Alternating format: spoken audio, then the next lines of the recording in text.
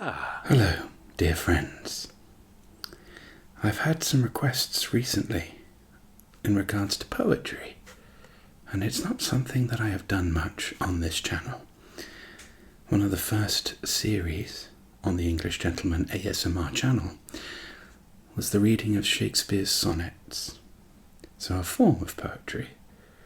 But I agree that the form of poetry can be a wonderful prose and verse and art to just doze off to, focus to, concentrate on. So today I will be taking a reading from this lovely old book of John Keats' Selected Letters and Poems. Of course, John Keats, a fantastic romantic poet. I will read you a series of poems in a softly spoken way to help you relax, focus, drift off to sleep, or whatever you happen to be doing. So sit back, relax, and enjoy the wonderful poetry of John Keats.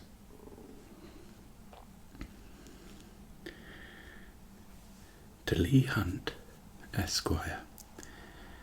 Glory and loveliness have passed away, for if we wander out in early morn, no wreathed incense do we see upborne into the east to meet the smiling day. No crowd of nymphs soft-voiced and young and gay, in woven baskets bringing ears of corn, roses and pinks and violets, to adorn the shrine of Flora in her early May. But there are left delights as high as these, and I shall ever bless my destiny, that in a time when under pleasant trees Pan is no longer sought, I feel a free, a leafy luxury, seeing I could please with these poor offerings a man like thee. Cynthia's Bridal Night. Queen of the wide air, thou most lovely queen of all the brightness that mine eyes have seen, as thou exceedest all things in thy shine, so every tale does this sweet tale of thine. Oh, for 3 words of honey that I might tell but one wonder of thy bridal night, where distant ships do seem to show their keels, Phoebus awhile delayed his mighty wheels, and turned to smile upon thy bashful eyes, ere his unseen pomp would solemnize. The evening weather was so bright and clear that men of health were of unusual cheer, stepping like Homer at the trumpet's scorn.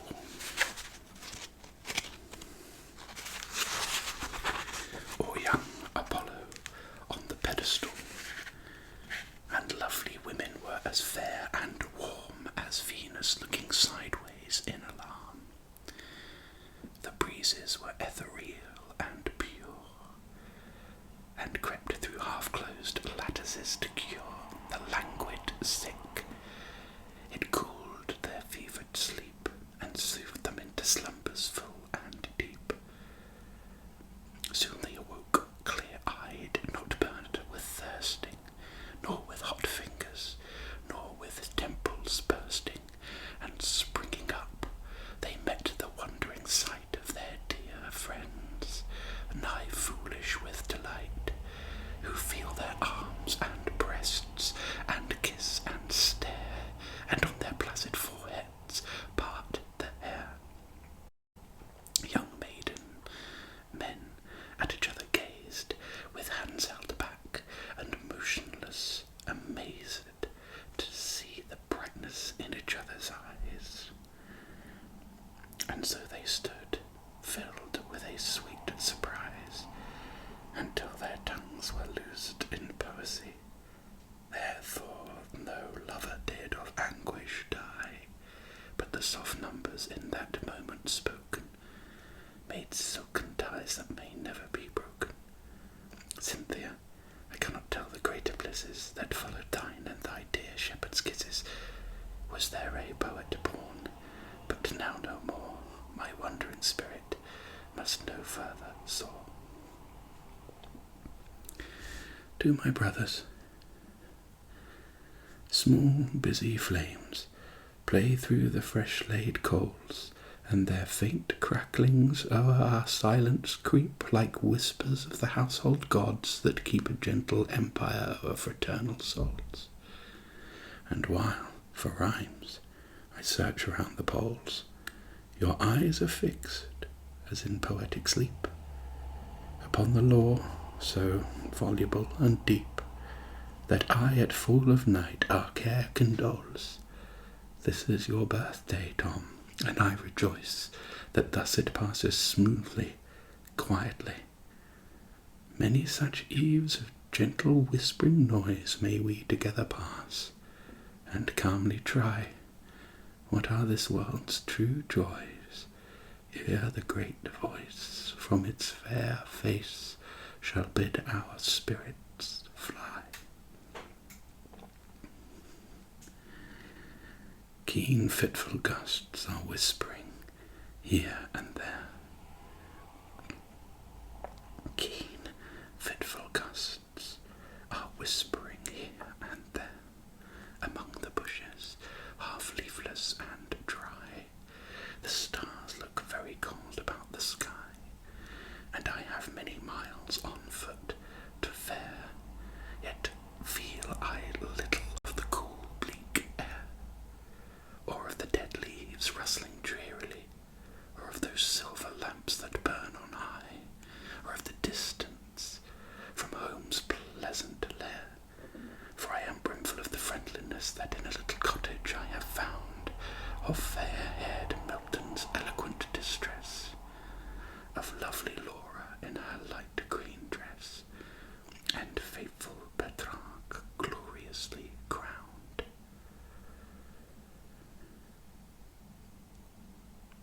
To one who has been long in city pent,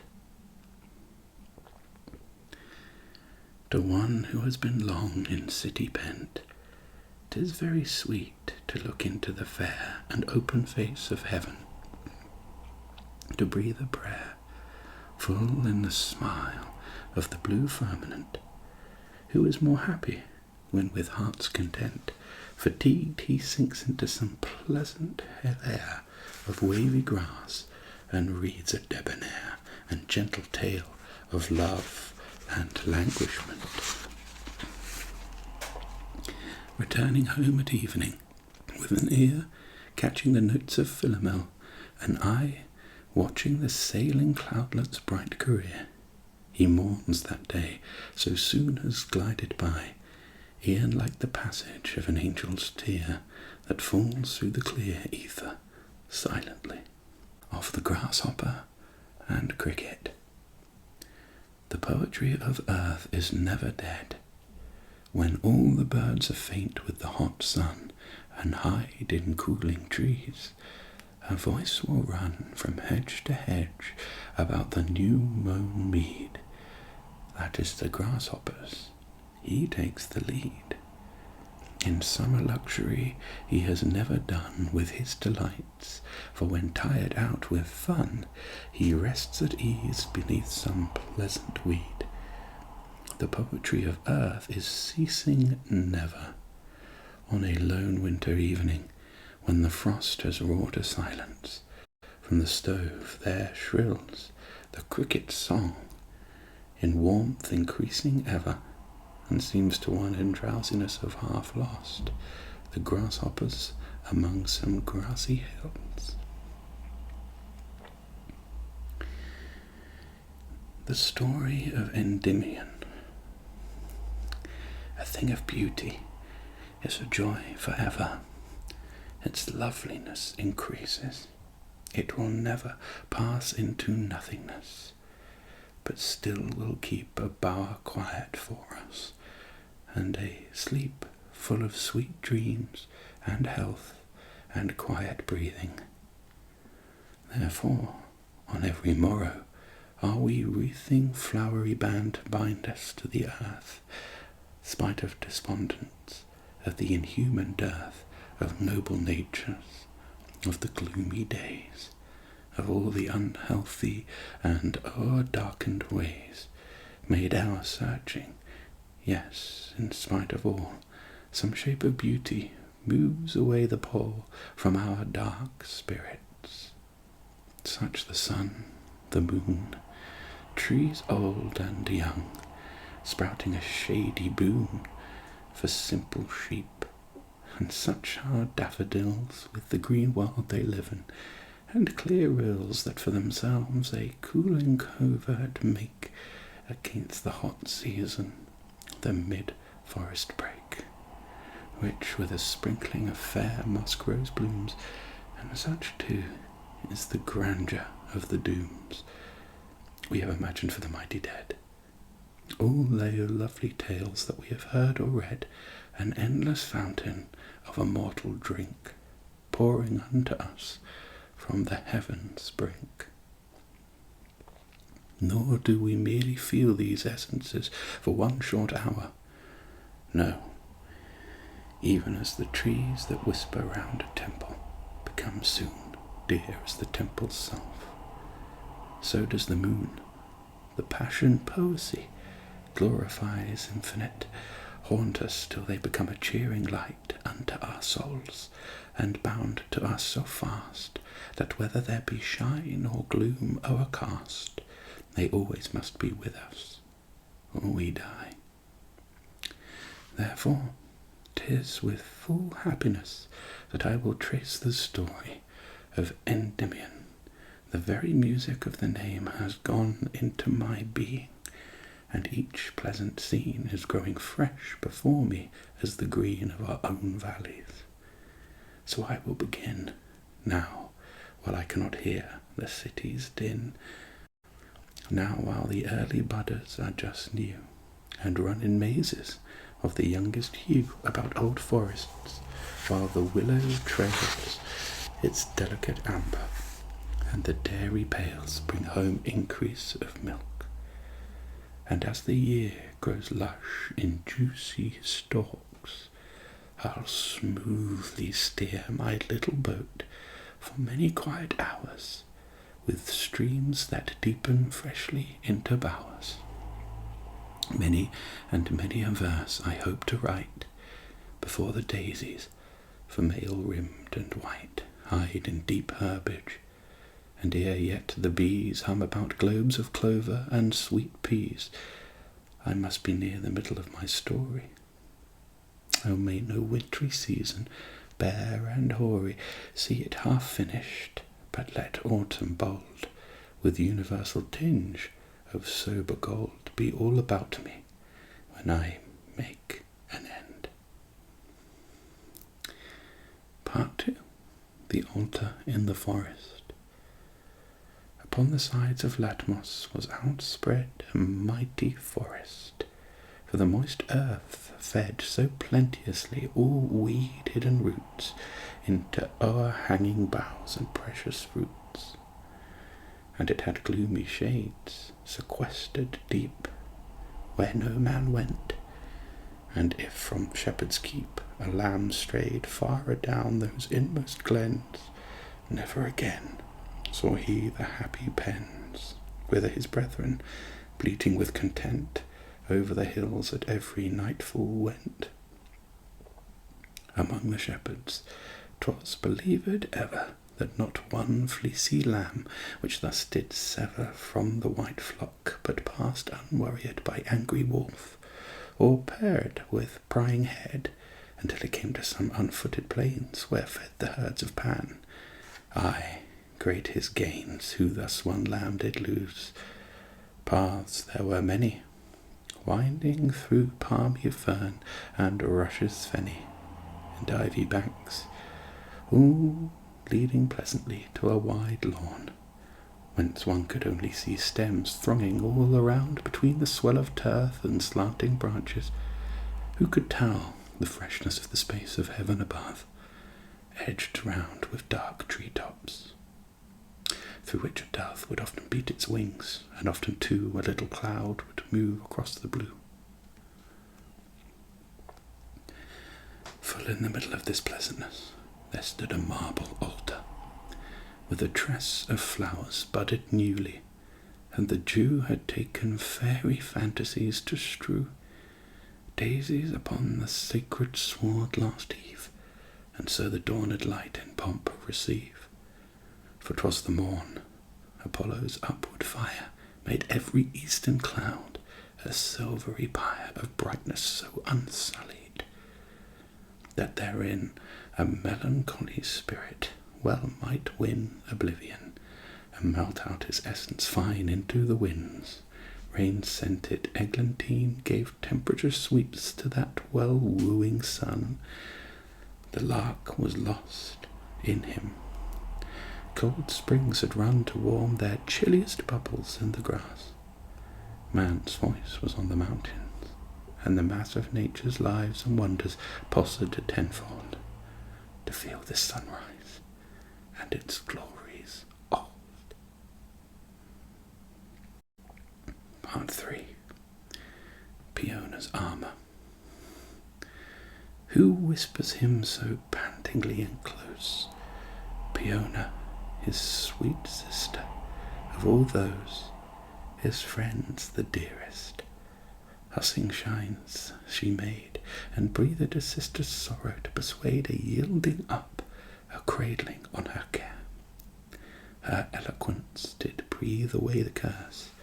She led him, like some midnight spirit, nurse of happy changes in emphatic dreams, along a path between two little streams, guarding his forehead with her round elbow from low-grown branches, and his footsteps slow, from stumbling over stumps and hillocks small, until they came to where those streamlets fall with mingled bubblings and a gentle rush into a river, clear, brimful and flush, with crystal mocking of the trees and sky. A little shallop, floating there hard by, pointed its beak over the fringed bank, and soon it lightly dipped, and rose, and sank, and dipped again, with the young couple's weight. Peona guiding through the water straight, towards a bowery island opposite, which gaining presently, she steered light into a shady, fresh, and ripply cove, where nested was an arbour, overwove by many a summer's silent fingering, to whose cool bosom she was used to bring her playmates with their needle broidery and minstrel memories of times gone by. So she was gently glad to see him laid under her favourite bower's quiet shade, on her own couch, new made of flower leaves, dried carefully on the cooler side of sheaves, when last the sun his autumn tresses shook, and the tanned harvester's rich armfuls shook. Soon was he quieted to slumberous rest, but ere it crept upon him, he had pressed Peona's busy hand against his lips, and still sleeping, held her fingertips in tender pressure, and as a willow keeps a patient watch over the stream that keeps windingly by it, so the quiet maid held her in peace, so that a whispering blade of grass, a wailful gnat, a bee bustling down in the blue bells, or a wren light rustling among sere leaves and twigs, might all be heard. Part 4. Endymion tells of his first meeting with Cynthia. I raised my sight right upward, but it was quite dazed by a bright something, sailing down apace, making me quickly veil my eyes and face. Again I looked, and O ye deities, who from Olympus watch our destinies, whence that completed form of all completeness? Whence came that high perfection of all sweetness? Speak, stubborn earth, and tell me where, oh, where hast thou a symbol of her golden hair? Not oat sheaves drooping in the western sun, Not thy soft hand, fair sister, let me shun such follying before thee. Yet she had, indeed, locks bright enough to make me mad, and they were simply gaudioned up and braided, leaving in naked comeliness unshaded her pearl around ears, white neck, and orbed brow, the which were blended in, I know not how, with such a paradise of lips and eyes, blush-tinted cheeks, half smiles, and faintest sighs, that, when I think thereon, my spirit clings and plays about its fancy. The wind outblows her scarf into a fluttering pavilion. 'Tis blue, and overspangled with a million of little eyes, as though thou wert to shed over the darkest luscious bluebell bed handfuls of daisies. Endymion, how strange! Dream within dream. She took an airy range, and then towards me, like a very maid, came blushing, waning, willing and afraid, and pressed me by the hand. 'Twas too much. Methought I fainted at the charmed touch. Part 5. He speaks of love. For I have ever thought that it might bless the world with benefits unknowingly, as does the nightingale unperched high, and cloistered among cool and bunched leaves. She sings but to her love, nor e'er conceives how tiptoe night backs her dark grey hood. Just so may love, although 'tis understood, the mere commingling of passionate breath produce more than our searching witnesseth.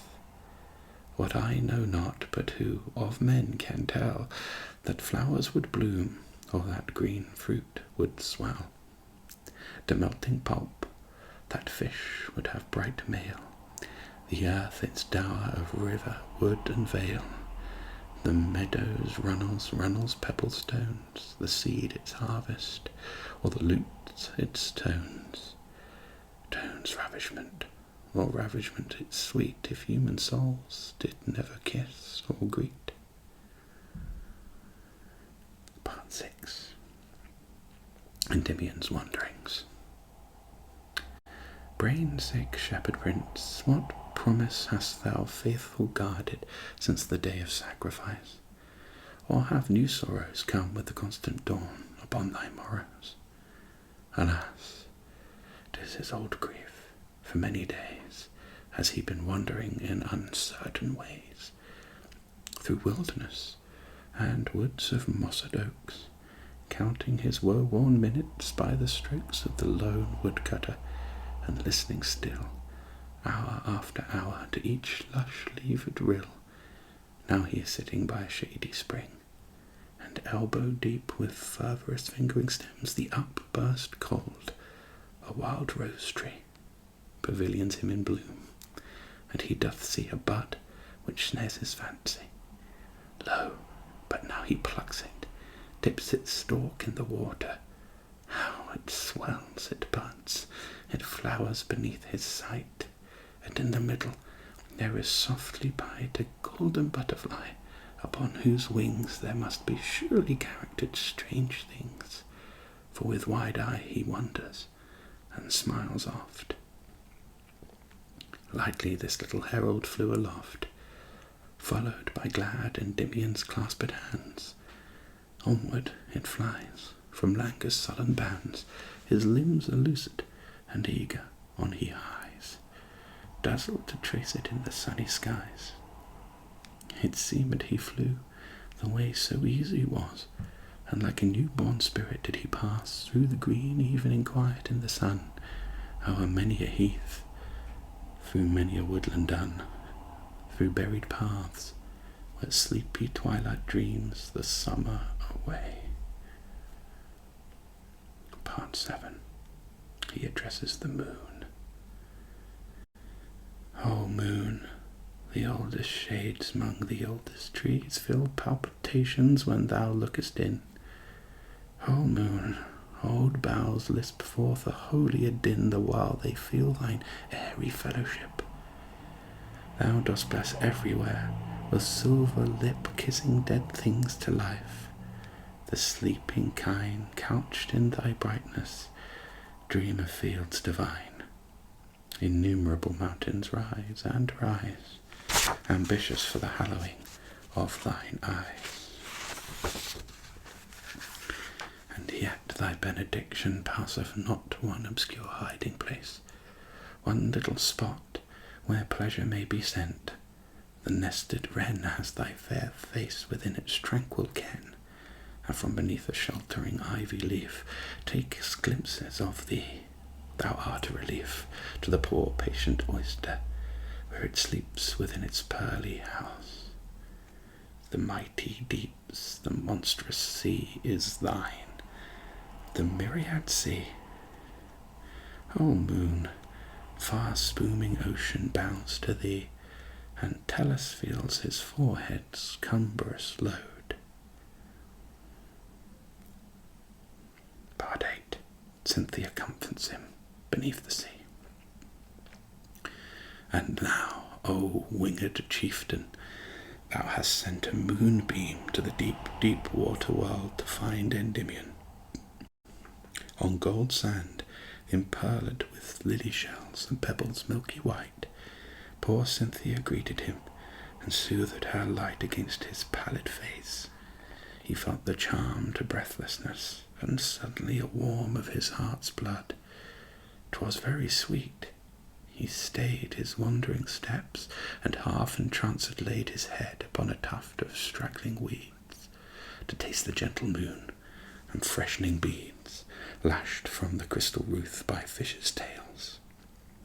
And so he kept upon the rosy veils mantling the east, by Aurora's peering hand, were lifted from the water's breast and fanned into sweet air, and sober morning came meekly through billows, when like taper flame, left sudden by a dallying breath of air, he rose in silence, and once more gan fare along his fated way. Part 9. Where shall our dwelling be? Now, where shall our dwelling be? Under the brow of some steep mossy hill, where ivy dun would hide us up, although spring leaves were none, and where dark yew trees, as we rustle through, will drop their scarlet berry cups of dew. Oh, thou wouldst joy to live in such a place, dusk for our loves, yet light enough to grace those gentle limbs on mossy bed reclined. For by one step the blue sky shouldst thou find, and by another, in deep dell below, see, through the trees, a little river go, all in its midday gold and glimmering. Honey from out the gnarled hive I'll bring, and apples, one with sweetness, gather thee, cresses that grow where no man may them see, and sorrel untorn by the dew-clawed stag, pipes will I fashion of the syrinx flag, that thou mayst always know whither I roam, when it shall please thee in our quiet home to listen and think of love. Part 10. Endymion's despair. At this he pressed his hands against his face, and then did rest his head upon a mossy hillock green, and so remained as he a corpse had been all the long day, save when he scantly lifted his eyes abroad to see how shadows shifted with the slow move of time, sluggish and weary, until the poplar tops in journey dreary had reached the river's brim. Then up he rose, and slowly, as that very river flows, walked towards the temple grove with this lament: Why such golden eve? The breeze is sent, careful and soft, that not a leaf may fall before the serene Father of them all bows down his summer head below the west. Now I am of breath, speech, and speed possessed, but at the setting I must bid adieu to her for the last time. Night will strew on the damp grass myriads of lingering leaves, and with them shall I die. the final part 11, the transformation of the Indian maid. The choir of Cynthia he heard not, through rough briar nor muffling thicket interposed to dull the vesper hymn, far swollen, soft and full, through the dark pillars of those sylvan aisles. He saw not the two maidens, nor their smiles, wan as primroses gathered at midnight by chilly-fingered spring. Unhappy wight, Endymion, said Peona, we are here. What wouldst thou ere we all are laid on bier? Then he embraced her, and his lady's hand pressed, saying, Sister, I would have command, if it were heaven's will, on our sad fate. At which that dark-eyed stranger stood elate and said, in a new voice, but sweet as love, to Endymion's amaze, by Cupid's dove, and so thou shalt, and by the lily truth of my own breast thou shalt, beloved youth. And as she spake, into her face there came light, as reflected from a silver flame. Her long black hair swelled ampler in display, full golden. In her eyes a brighter day dawned blue and full of love.